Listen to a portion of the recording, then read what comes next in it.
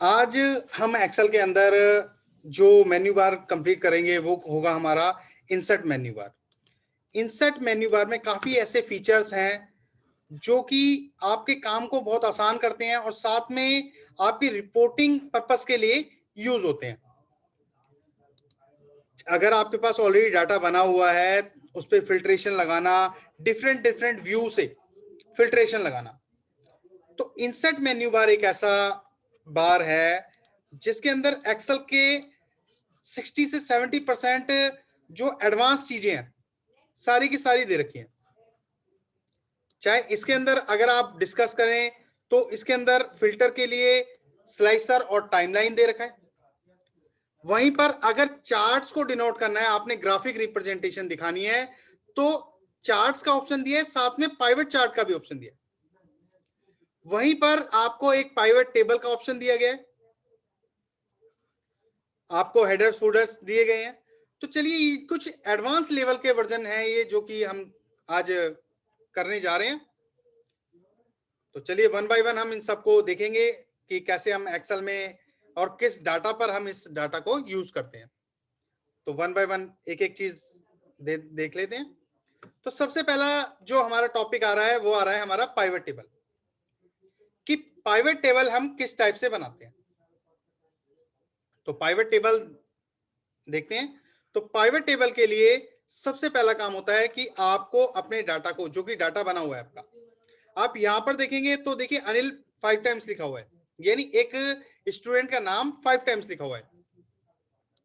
वहीं मोहित भी 5 टाइम्स है।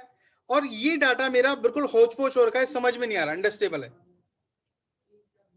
ठीक है, हम इसको समझने में थोड़ा सा कंफ्यूज हो जाते हैं। तो कुछ नहीं करना, हमने सिंपल डाटा को सिलेक्ट करना है। ये मैंने डाटा को सिलेक्ट किया, तो जो पहली रिपोर्ट हम चेक कर रहे हैं वो रिपोर्ट चेक करेंगे हम पाइवट टेबल के थ्रू।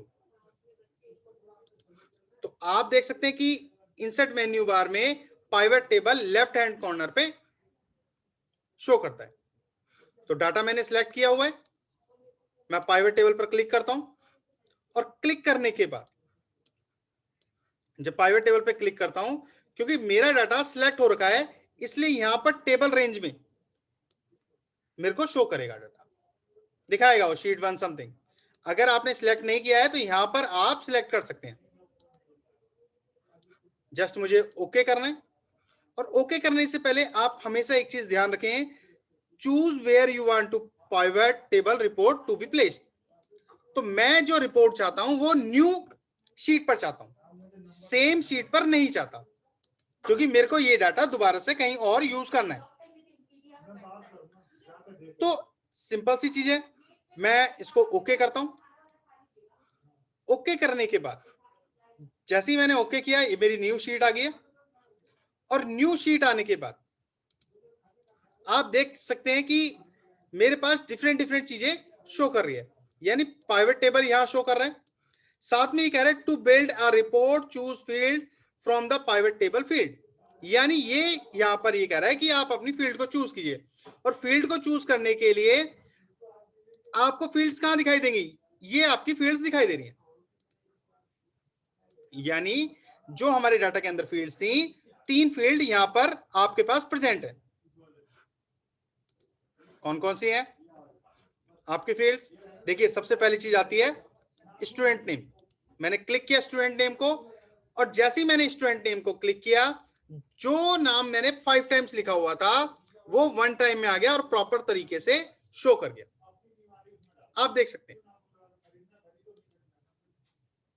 ठीक है, नेक्स्ट दूसरी चीज क्या आती है, सब्जेक्ट। अब मुझे देखना कि इसमें ऐसे कौन से स्टूडेंट थे और उन्होंने कौन कौन से सब्जेक्ट अटेंड किए। तो मैंने सब्जेक्ट पर क्लिक किया, आप देख सकते हैं मैंने चेक मार्क किया है सब्जेक्ट पर। तो जैसे ही मैंने सब्जेक्ट पर चेक मार्क किया, वैसे ही यहां पर आपके पर्टिकुलर सब्जेक्ट आ चुके हैं कि किसने कौन कौन सा सब्जेक्ट अटेंड किया। नेक्स्ट देखते हैं। नेक्स्ट तीसरा पॉइंट मैं देखना चाह रहा हूं कि उनके मार्क्स। तो मार्क्स को भी क्लिक कर लेते हैं। मार्क्स क्लिक किया आपने। मार्क्स पर क्लिक करने के बाद आप देख सकते हैं कि अमित तो शो किया, साथ में उसका टोटल भी शो कर दिया। और वहीं अगर आप नीचे की तरफ ड्रैग करें अपने डाटा को, तो देख सकते हैं ग्रांड टोटल, यहां पर ग्रांड टोटल भी आ गया, यानी सभी के मार्क्स भी एक साथ डिनोट कर दिए। अभी मुझे क्या करना है डाटा में कि इसको और फिल्टर करना है, थोड़ा सा फिल्ट्रेशन और देखना है। तो कैसे देख सकता हूं वो? तो इस फिल्ट्रेशन को देखने के लिए सिंपल तरीका है मेरे पास, यहां पर जो एक एरो बटन आ रखा है, इसको आप लिस्ट बटन भी बोल सकते हैं। जस्ट मैंने इसको क्लिक किया और क्लिक करने के बाद सिलेक्ट ऑल के ऑप्शन को अनचेक कर दिया। सिंपल अमित को क्लिक किया, देन ओके। तो आप देख सकते हैं कि अमित के मार्क्स भी आ गए और ग्रांड टोटल भी आ गए। उसको ओपन करना है, फिल्ट्रेशन हटा दिया मैंने, सिलेक्ट ऑल किया, यानी चेक मार्क कर दिया सिलेक्ट ऑल को, ओके कर दिया, सारा डाटा आपके सामने आ चुका है। अब ऑप्शन आता है कि ठीक है ये डाटा इस टाइप से आ गया, इसको थोड़ा सा और चेंज कीजिए। तो थोड़ा सा और चेंज करने के लिए आप देख सकते हैं राइट हैंड पे कि रो में स्टैंडर्ड और नेम आ रहा है, जो कि मैं कॉलम में डाल देता हूं, यानी इसको यहां से ड्रैग करके सिंपल सी ड्रैगिंग कर देता हूं। तो मैं सब्जेक्ट को क्लिक करता हूं और ड्रैग करके कॉलम में लेके जाता हूं। तो जैसे ही मैं कॉलम में लेके आया, आप देख सकते हैं कि मेरा डाटा परफेक्ट तरीके से आ चुका है। ठीक है, पर्टिकुलर तरीके से मैं इसको रीड कर सकता हूं। चलिए और अच्छे तरीके से देखते हैं। अब क्या आता है कि इस पाइवट टेबल में एक चीज मुझे डिनोट हो रही है, जो है रो लेबल्स। अब रो लेवल क्या है यहां पर समझ में नहीं आ रहा, तो इसको मुझे टेबुलर फॉर्म में लाना पड़ेगा। और टेबुलर फॉर्म में लाने के लिए मुझे सबसे पहले डिजाइन पार्ट को क्लिक करना पड़ेगा। मैं डिजाइन पार्ट को क्लिक करता हूं। तो डिजाइन पार्ट को जैसे ही मैंने क्लिक किया, आप देख सकते हैं यहां पर मेरे पास सबसे पहली चीज आई है रिपोर्ट लेआउट। ठीक है, रिपोर्ट लेआउट। तो रिपोर्ट लेआउट ये है, यहां पर मैं क्लिक करता हूं, मैंने क्लिक किया, देन यहां पर tabular form, show in tabular form, just click. Click करते ही आप देख सकते हैं कि जो आपका रिपोर्ट बिल्कुल डिफरेंट दिख रही थी, अब स्टूडेंट नेम आ चुका है। तो आप इसको इस टेबुलर फॉर्म में चेक कर सकते हैं। अब आपके सामने एक चीज और आ रही है जो आपको बड़ा कंफ्यूज कर रही है, वो है ग्रांड टोटल, कि यहां भी ग्रांड टोटल आ रहा है, यहां भी ग्रांड टोटल आ रहा है। इसको भी हटाया जाए। तो इसको हटाने के लिए अगेन आप लेआउट में ही जाकर देखें तो ग्रांड टोटल का ऑप्शन आपके सामने अवेलेबल है। ठीक है, यानी ग्रांड टोटल की कमांड आपके सामने आ रखी है। आप ग्रांड टोटल कमांड के लिस्ट बटन पर क्लिक करें और यहां पर ऑफ रो एंड कॉलम्स या रो कर दें, ऑन कॉलम्स या रो। पहले तो मैं ऑफ करता हूं। तो ऑफ करने पर आप देख सकते हैं इनके रो और कॉलम्स दोनों आउट हो चुके हैं, रिपोर्ट चेक कर सकते हैं। वहीं पर अगर मैं ऑन रो करता हूं तो मेरा ग्रांड टोटल इजी वे में आ चुका है, यानी मुझे ग्रांड टोटल निकालने के लिए सम फॉर्मूले की जरूरत नहीं पड़ी, सिंपल वे में मैंने ग्रांड टोटल निकाल दिया। वहीं पर अगर मुझे नीचे की तरफ निकालना है तो पहले ऑफ करते हैं, देन नीचे की तरफ निकालना है ऑन कॉलम्स, तो नीचे की तरफ आ गया। आप देख सकते हैं कि ग्रांड टोटल मेरा नीचे की तरफ आ चुका है। ठीक है, यानी यहां इस पोजीशन पर आ चुका है। तो आप लेआउट पार्ट को यूज कर सकते हैं। चलिए नेक्स्ट लेते हैं। उसके बाद कुछ चीजें और आती हैं हमारे पास, वो है आपका पाइवट टेबल स्टाइल ऑप्शन, जहां पर आप अपने डाटा को बैंडेड कर सकते हैं। अगर आप रो हेडर को अनचेक कर दें, ठीक है, तो रो हेडर को अनचेक करने पर जो हेडिंग पार्ट होगा वो हट जाएगा। अभी फिलहाल इसमें कोई हेडिंग पार्ट है नहीं, कॉलम हेडर।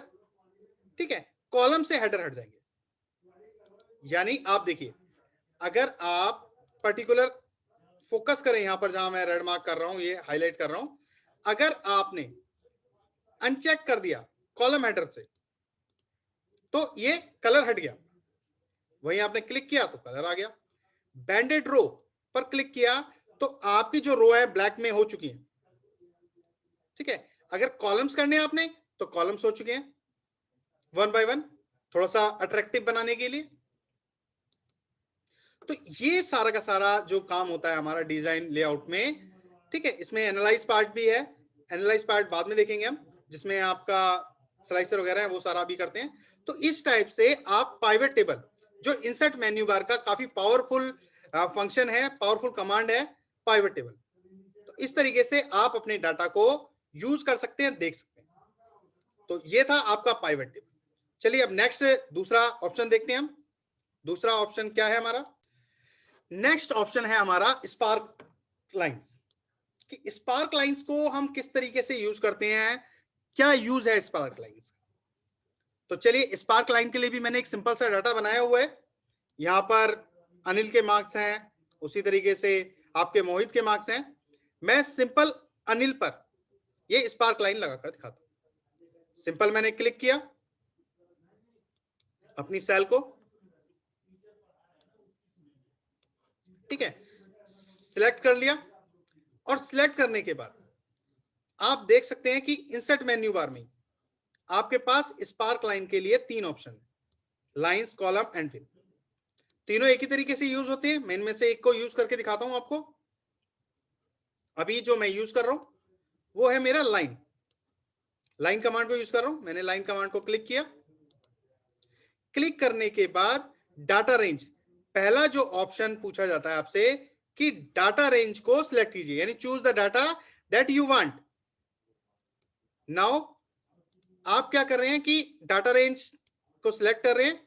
आपने सिलेक्ट किया, मैंने डाटा रेंज जो थी मेरी उसको सिलेक्ट कर लिया, यानी इस पोर्शन को यहां से और यहां तक सिलेक्ट कर लिया, ठीक है। तो ये मैंने क्या किया कि यहां पर जो मेरा डाटा था वो पूरा का पूरा सिलेक्ट कर लेते हैं। तो मैंने पूरा का पूरा सिलेक्ट कर लिया, जो कि मेरा आप C3 से C7 तक, ठीक है। उसके बाद location range already by default आ जाती है, ठीक है, जो कि आप कह सकते हो choose where you want to sparkline to be filled. ये आपने जहां पर भी क्लिक कर रखा है वो बाय डिफॉल्ट होती है, या फिर आप चूज कर सकते हो बाद में। नाउ जस्ट ओके करना है आपने। ओके किया। ओके करते ही आप देख सकते हैं कि आपकी स्पार्क लाइन बन चुकी है।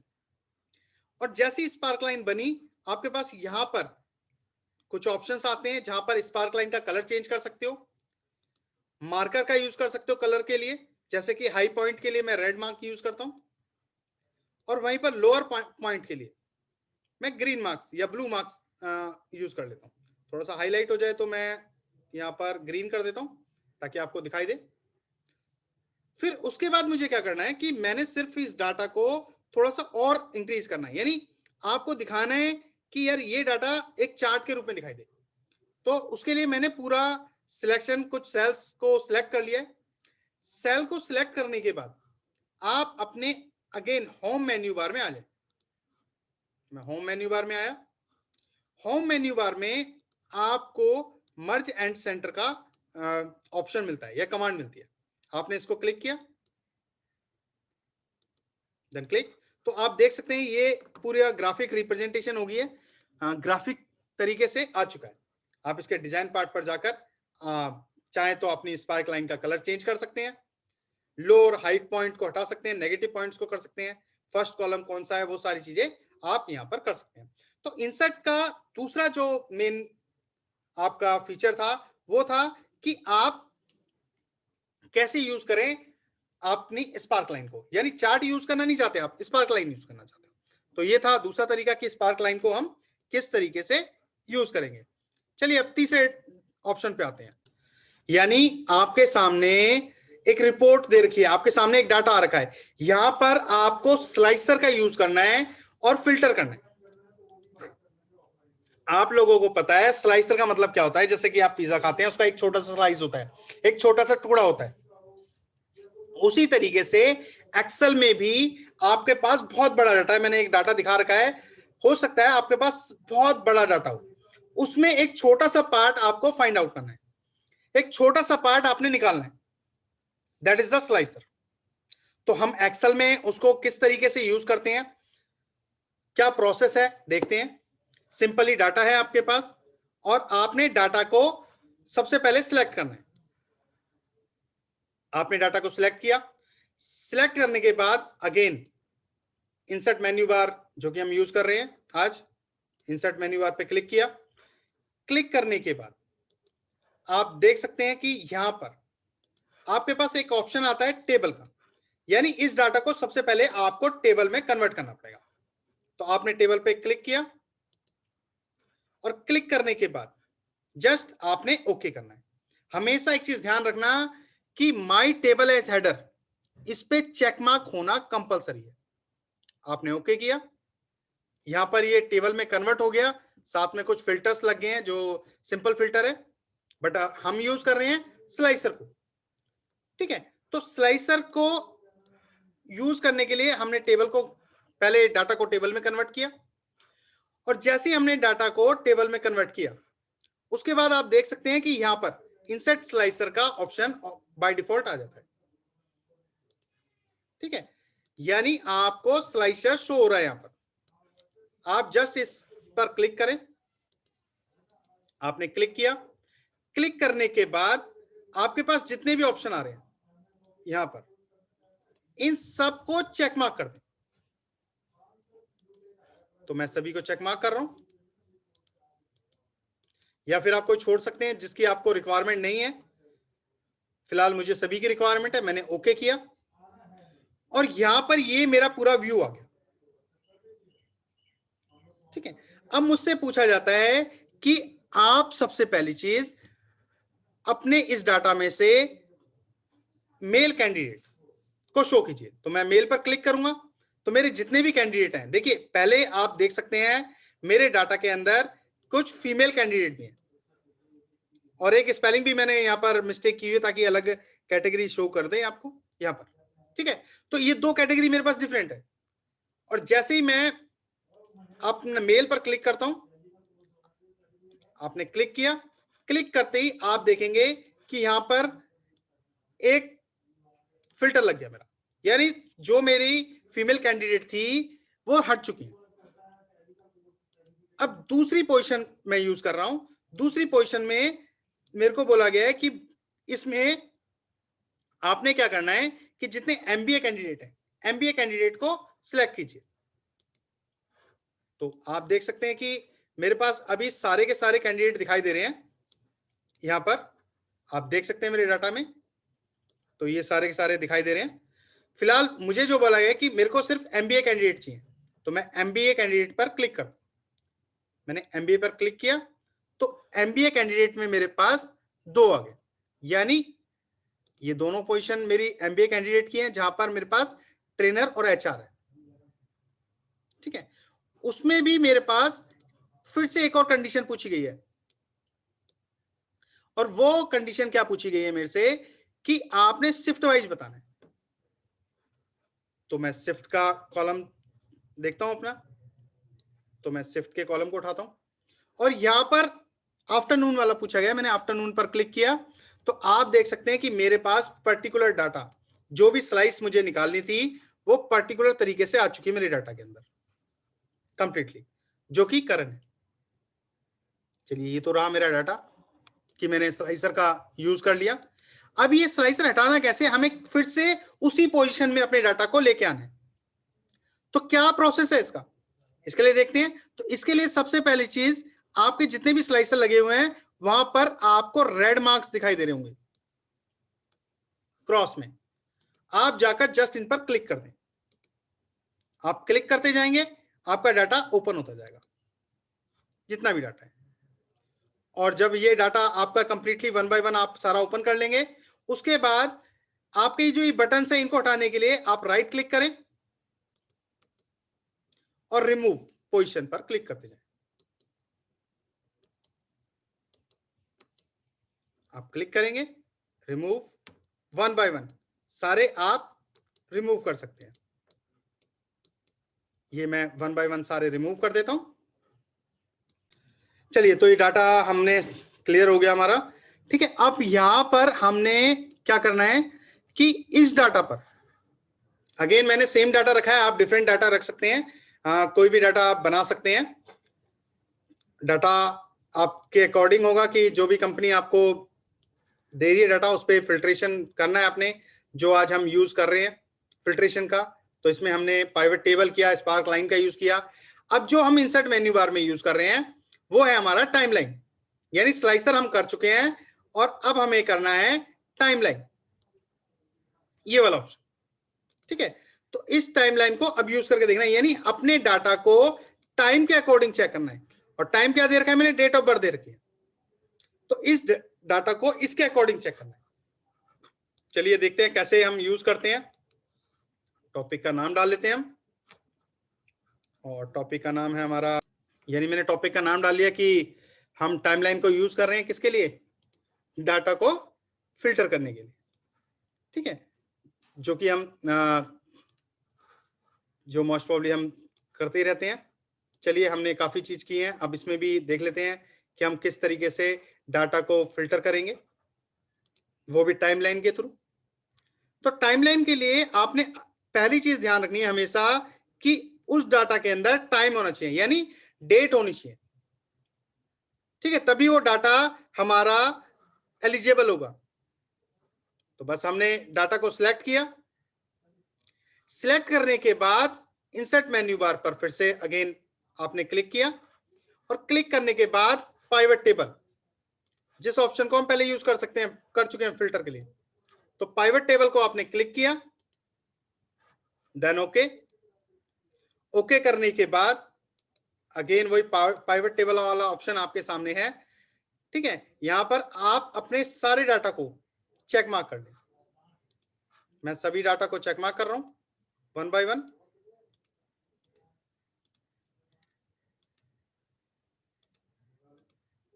ये मैंने सभी को चेक मार्क किया, और सबसे पहली चीज ध्यान रखना कि इसमें जो डेट ऑफ बर्थ वाला ऑप्शन था, यानी डेट वाला ऑप्शन आपने कंपलसरी चेक मार्क करना। मैंने सभी को चेक मार्क कर दिया, और चेक मार्क करने के बाद आप देख सकते हैं जब मैंने चेक मार्क किया तो जो मेरा टाइमलाइन वाला ऑप्शन है वो मुझे डिजाइन पार्ट में भी शो होने लगा, यानी आप यहां से इस टाइमलाइन को पिक कर सकते हैं। जस्ट मैंने क्लिक किया, क्लिक करने के बाद आप देख सकते हैं डेट ऑफ बर्थ का ऑप्शन आ रहा है, इसको चेक मार्क किया, देन ओके कर दिया। और ओके करने के बाद आपके पास टाइमलाइन बन चुकी है। इसके अकॉर्डिंग आप अपने डाटा को फिल्टर करा सकते हैं, आप अपने डाटा को यहां पर पूरा फिल्टर करा सकते हैं, देख सकते हैं। तो चलिए देखते हैं। अगस्त पर क्लिक किया, अगस्त में मेरे पास कोई भी डाटा नहीं है, वहीं जुलाई, जून, यानी वन बाय वन आप हर मंथ में चेक कर सकते हैं। तो वन बाय वन मैं चेक कर रहा हूं। देखिए मार्च में मेरे पास डाटा है मोहिनी का, ठीक है, उसकी पूरी डिटेल्स मेरे पास आ चुकी हैं। तो इस तरीके से आप वन बाय वन पूरा डाटा चेक कर सकते हैं। और चेक करने के बाद आपके पास और भी ऑप्शंस हैं यहां पर, जैसे कि है यहां पर मंथ का। ठीक है, आप यहां पर मंथ को क्लिक करके ईयरली कर सकते हैं। तो आप देख सकते हैं कि 1989 में कौन था मेरे पास, 90 में कौन था, 91 में कौन था, 92 में कौन था। इसी तरीके से आपके पास क्वार्टरली, मंथली और डेज वाइज भी है। तो ये था आपका टाइमलाइन की टाइमलाइन के अकॉर्डिंग आप अपने डाटा को कैसे यूज कर सकते हैं, कैसे देख सकते हैं।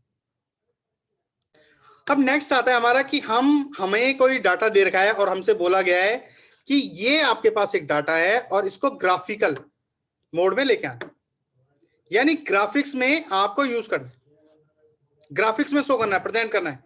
तो हमारे पास यहां पर चार्ट का ऑप्शन आता है, जो कि बहुत इजी है लगाना। अब चार्ट को हम किस तरीके से यूज करते हैं, क्या प्रोसेस है, देख लेते हैं कि चार्ट्स को हम किस तरीके से यूज कर रहे हैं। तो सिंपल वे में जाते हैं हम चार्ट्स के पास, ये चार्ट का ऑप्शन है आपका। तो मैं सिंपल एक चार्ट ले रहा हूं, मैंने क्लिक किया और यहां पर थ्री डी चार्ट ले रहा हूं, क्लिक किया। देन देखिए यहां पर ये ब्लैंक आ गया चार्ट, जबकि अगर आप इस डाटा को सिलेक्ट करके लेते तो आपका चार्ट कंप्लीटली दिखाई देता। चलिए देखते हैं कि हम अगर लेते हैं सिलेक्ट करके तो क्या होता है। मैंने डाटा को सिलेक्ट किया, सिलेक्ट करने के बाद इंसर्ट पर गया, इंसर्ट में मैंने चार्ट को क्लिक किया, ठीक है। ये चार्ट मैंने देखिए मैंने डाटा सिलेक्ट किया हुआ है तो मेरा डाटा साथ में आ रहा है, ठीक है। चार्ट बन चुका है। चार्ट को थोड़ा सा छोटा कर लेते हैं, और चार्ट को जब छोटा किया हमने तो यहां पर देखिए चार्ट टाइटल आप चेंज कर सकते हैं कुछ भी। साथ में आप कुछ चीजें और देख सकते हैं कि यहां पर इंडिकेट करती हैं जब आप चार्ट पर आते हैं।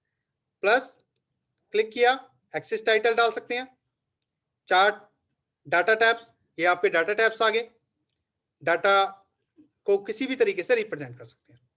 वहीं पर अगर आप चार्ट की बात करते हैं, चार्ट जब आप बनाते हैं तो आपके पास डिजाइन पार्ट तो आता है, साथ में फॉर्मेट पार्ट भी आ जाता है, जिसको आप यूज करके अपने चार्ट को, ग्राफिक्स को और अच्छा प्रेजेंट कर सकते हैं, जहां पर आपके पास डिफरेंट डिफरेंट चीजें शो करती हैं। जैसे आप फॉर्मेट में करेंगे जहां पर टेक्स्ट फिल है, टेक्स्ट आउटलाइन है, या कोई इफेक्ट देना है, या फिर शेप को फिल करना है, शेप आउटलाइन या इफेक्ट्स देना है, तो ये सारी चीजें कर सकते हैं। साथ में चार्ट का एरिया सिलेक्ट कर सकते हैं। तो इन चीजों को आप यूज करके एक ग्राफिक प्रेजेंटेशन को और ज्यादा अट्रैक्टिव बना सकते हो अपने डाटा को देखते हुए। यानी अगर आप न्यूमेरिकल में समझा नहीं पा रहे हो किसी को, तो चार्ट के द्वारा आप समझा सकते हैं बहुत ही आसानी के साथ, ठीक है। तो ये था हमारे इंसर्ट में जो मैंने की बताया कि पाइवट टेबल की बात करें, या फिर आप स्पार्क लाइन की बात करें, या स्लाइसर या टाइमलाइन की बात करें, ये सारे, या चार्ट की बात करें, ये सारे इंसर्ट मेन्यू बार के कुछ मेन फीचर्स हैं जो कि एडवांस है। तो आज मैंने इन सबको बताया आपको, आप इसको प्रैक्टिस कीजिए, एक बार देखिए।